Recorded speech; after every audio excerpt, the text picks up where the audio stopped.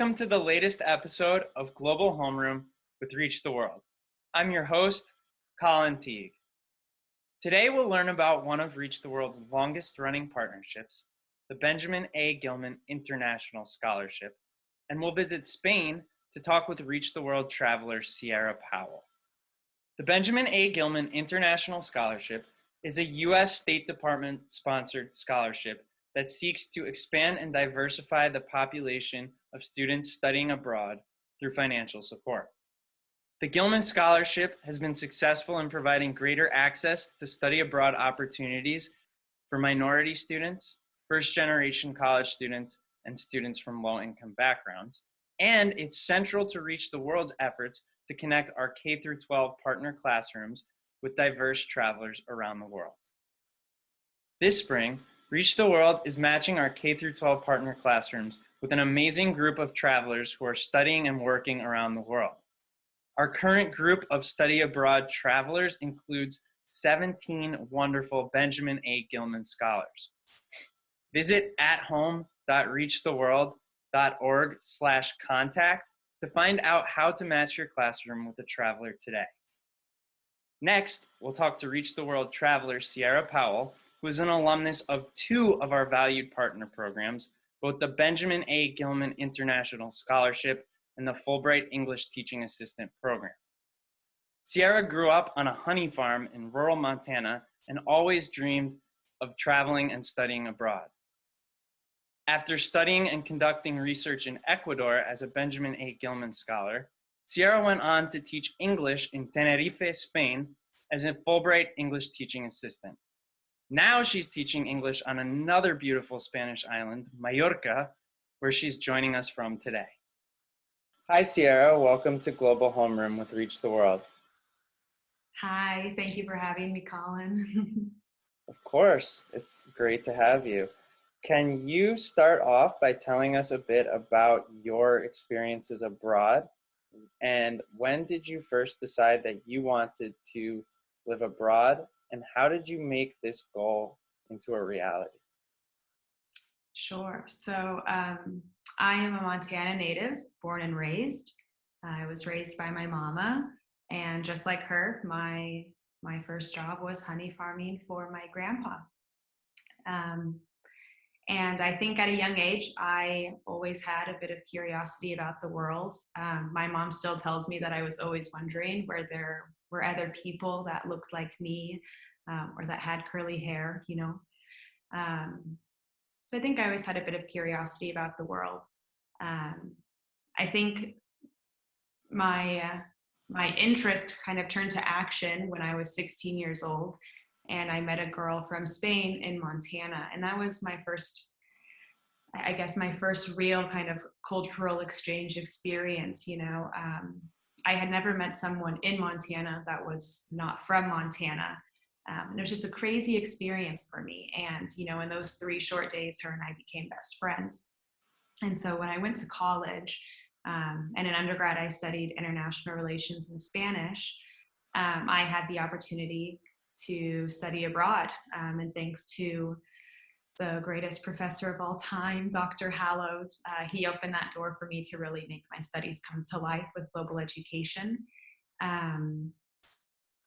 There were certainly many storms that were weathered to make that opportunity possible. I think the largest one being affordability. I was working a few different jobs, so I certainly was saving money.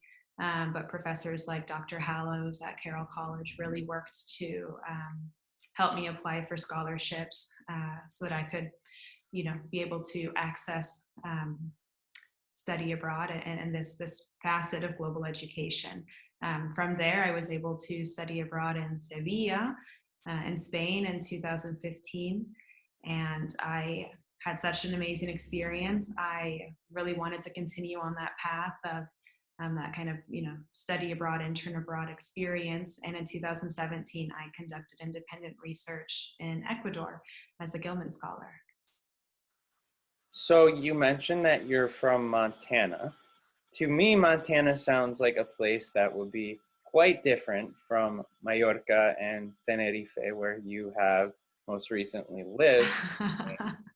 What similarities and differences do you see between your current home in Spain and your original home in Montana? Sure. Snow is the biggest difference I see in Tenerife and here in Mallorca.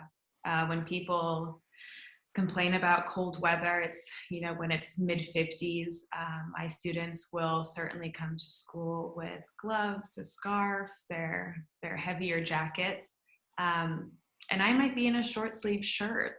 So I think that would be one of the largest differences. I think one similarity that I found is, anywhere I travel, being a honey farmer, it is very important to me to support local honey farmers, and I have a curiosity to try different honeys as well. And recently here, I befriended a couple that their neighbor is a hobbyist honey farmer, and he sells his honey at a local shop that I support. And actually, this weekend, I am going to go out to, I guess, his campo, like his farms, Hmm. and get to try some of his honey. So I'm really excited. So there are certainly similarities, certainly some differences, but it's a great experience all around. And that's so cool to have that honey farming has helped you kind of find a community in Spain. Yeah, It's pretty awesome. absolutely. Just one more powerful example of how hobbies and common interests can help us connect with people all over the world. Absolutely. No, well said. Absolutely. Can you tell Yes. us about your experience as a Gilman Scholar and if you have any advice to folks who are interested in applying to that scholarship? Sure. So the Gilman program is incredible. It's a State Department program, that sponsored program that they, they enable students with limited financial means to be able to study or intern abroad. And I would say the Gilman program is really well known for supporting students that come from underrepresented backgrounds, undergraduates in STEM related fields, students with disabilities, racial, ethnic minorities. It's an incredible program. Like I said, I participated in an internship in 2017. I went to Ecuador, and that program was completely funded by the Gilman program, which was monumental. My experience was amazing, a bit overwhelming at first. I pushed myself out of my comfort zone to go into Ecuador. I didn't necessarily have, a professor or a translator with me at all times to explain what someone was saying to me in English. So I really did have to strengthen my Spanish language proficiency and my confidence. But it wasn't all overwhelming. I was able to learn how to cook, as well as I ate a lot of Ecuadorian cuisine. I was able to make a lot of friends and travel. I was able to hike mountains and swim in the ocean and hike through the Ecuadorian jungle. It was an incredible experience. And for anyone that's thinking of applying for a Gilman, I would say to do so and to start early. For me, it was my first time kind of taking on a more mature application process. And I leaned on my professors quite heavily for support. But, the Gilman program has a lot of resources. And me being a Gilman alumni, I know for a fact the Gilman community loves to support applicants as well throughout their process. So use your resources, start early, but please, please apply. That's great advice. Thank you, Sierra. Yeah. And I wanted to go back also to the other scholarship which you are a recipient of, which is the Fulbright English Teaching Assistantship. And can you just tell us a bit about what you're doing right now, where you are, and how you came to be a recipient of the Fulbright Scholarship? Sure. So after graduating undergrad, I had decided I wanted at least 2 years or so before pursuing graduate study. I had a lot of different interests, and I kind of wanted to dive into a few of those before pursuing further education. So I applied for Fulbright, and I was fortunate enough to be awarded a Fulbright English teaching assistantship to Spain. I went to Tenerife, the Canary Islands, and the experience was wonderful. I think, I would thank the Gilman program actually as well for kind of preparing me for the Fulbright application process. I was much more prepared and much more disciplined and taking on a mature application process. Fulbright is definitely it's a bit intensive to apply for. But once I received the award, I had 24/7 support from the Spanish Fulbright Commission and IIE. I think the most difficult part was, securing the visa, because you have to have a lot of time and document gathering. But once you get into Spain, it's all smooth sailing. I worked in 2 different schools across, I believe, more than 14 different classrooms. Wow. I had been to Spain prior to that experience, but I would definitely thank the Fulbright program for allowing me to learn a lot more about the diversity within Spanish borders. And also with, in Canarian culture as well, traveling to different islands. I learned, for example, that in La Gomera, they have a whistled language called Silbo, and it does require you to put your finger in your mouth. And so when Wi-Fi is down, that's a great way to communicate, Oh, wow. You'll have to look it up. It's spectacular. It's really impressive. I unfortunately can't do it. So if anyone wants to apply for Fulbright, I also say, you absolutely should use all of the resources available to you in the Fulbright page, Fulbright alumni, professors, mentors. And so during that experience, I was in the 2019-2020 cohort, and that was the year that, it ended early because of the COVID-19 pandemic. But I was able to participate as an RTW traveler before that all happened. So after that, I had to return stateside, was trying to figure out the next move. And I found an internship program, and that landed me here in Mallorca right now. So. And I wanted to ask you a question just to highlight some of your experiences in Spain. What would you say has been your favorite thing about life in Spain? And what would you say has been the most surprising thing about living in Spain? Oh, wow. I think my favorite thing about living in Spain is going to have to be the food. The food here is delicious, and it changes with each region as well. My new favorite thing in Mallorca is the ensaimada de crema, which is like a heavily whipped and beaten cream that goes inside of this pastry bread. You can have it more sweet with chocolate, or you can also have it with sobrasada, which is like a cured pork meat as well. It can be served in so many ways, but the food here is quite addicting. So that must be my favorite thing. And the most surprising thing, recently, I began taking Catalan lessons. My best friend is Catalan, and I would love to be able to speak with her and her family and their preferred language in their home. And I felt very excited that, I'm at a point where I can have a bit of conversation in Catalan. What I didn't realize is, I'm in Mallorca right now, and I'm not in Barcelona, which is where her family lives. And the Catalan here is called Mallorquin, and it's a different dialect of Catalan. But more so than a dialect, it's significantly different. And I was quite surprised, words change, sayings change, maybe some grammatical structures of how you would say things as well as pronounce them. So when I seized my moment to speak with my friend and her family in Catalan, it was almost like we were speaking 2 different languages. So that was very surprising to me. So I'm playing catch up with that.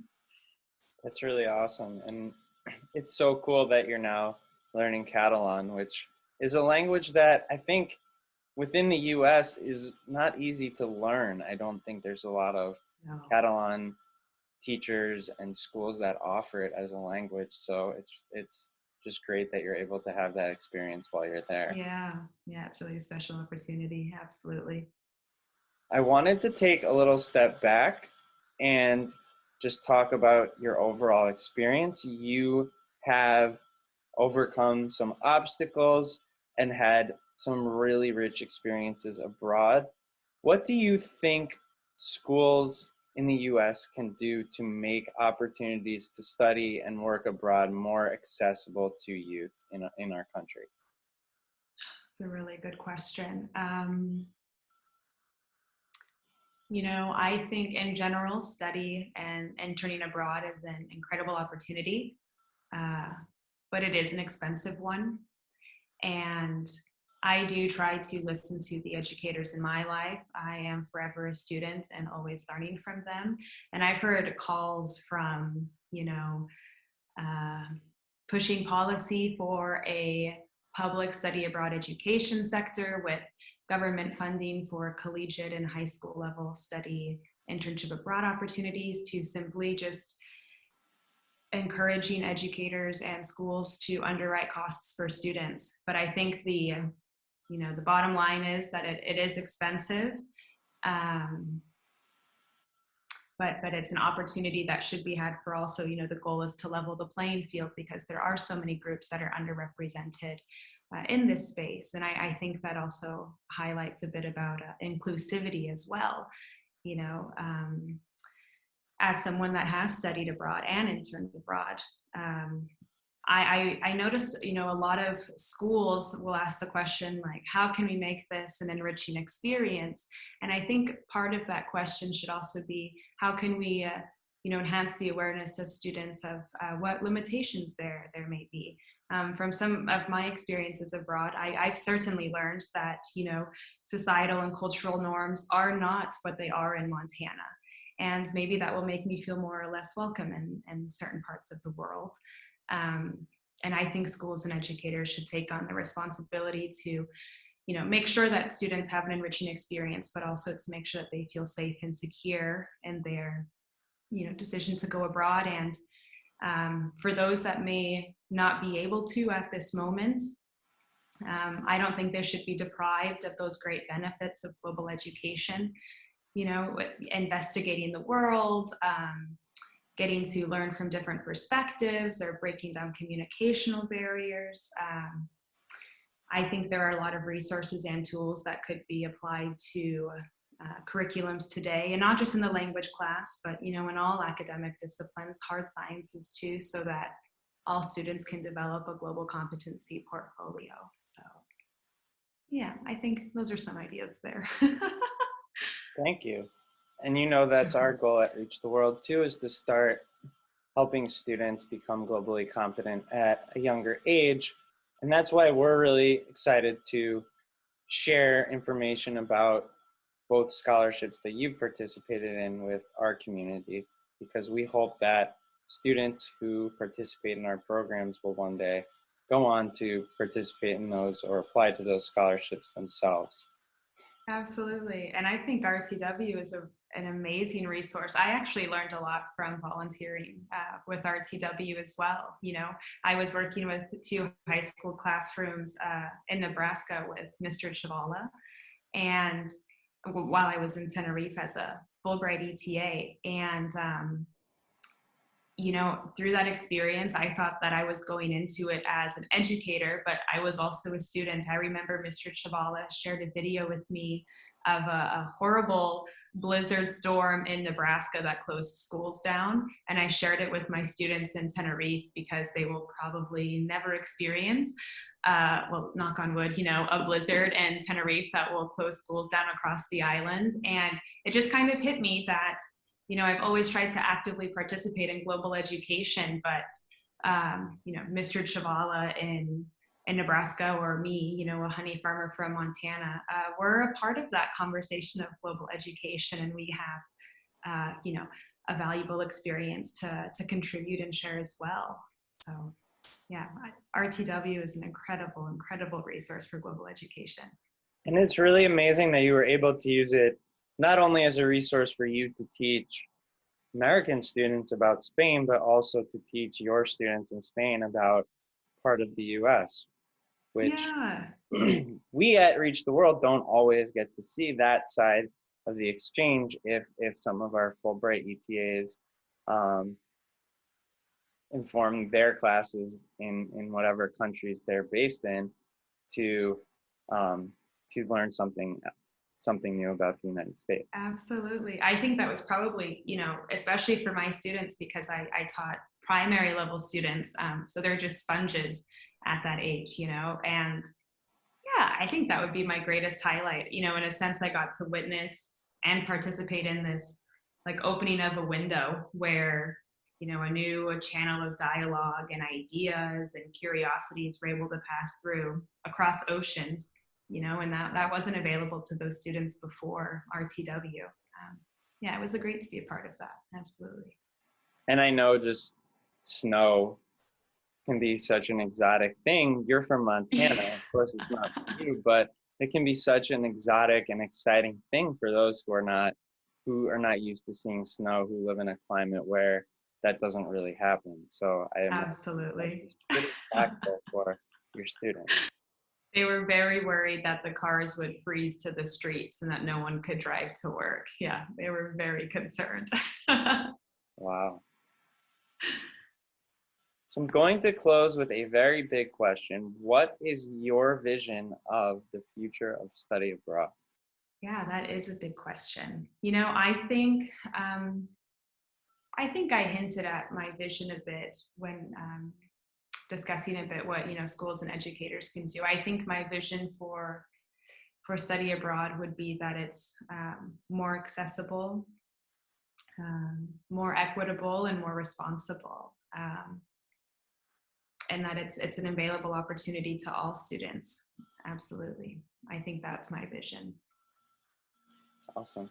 Can you elaborate a little bit more on what you mean about responsible?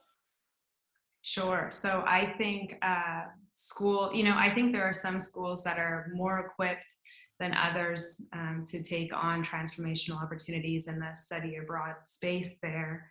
And I think schools and educators could, one, take on the responsibility of collaborating and sharing resources and tools, RTW being one of those that could be shared. That way, studying or interning abroad is a much more accessible opportunity.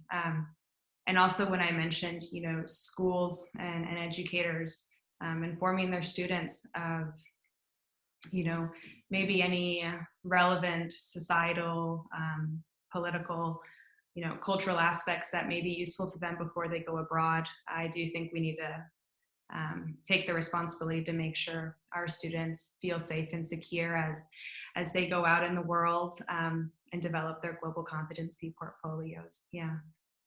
Thank you, Cierra. It was a pleasure to hear about your experiences abroad and your insights on global education.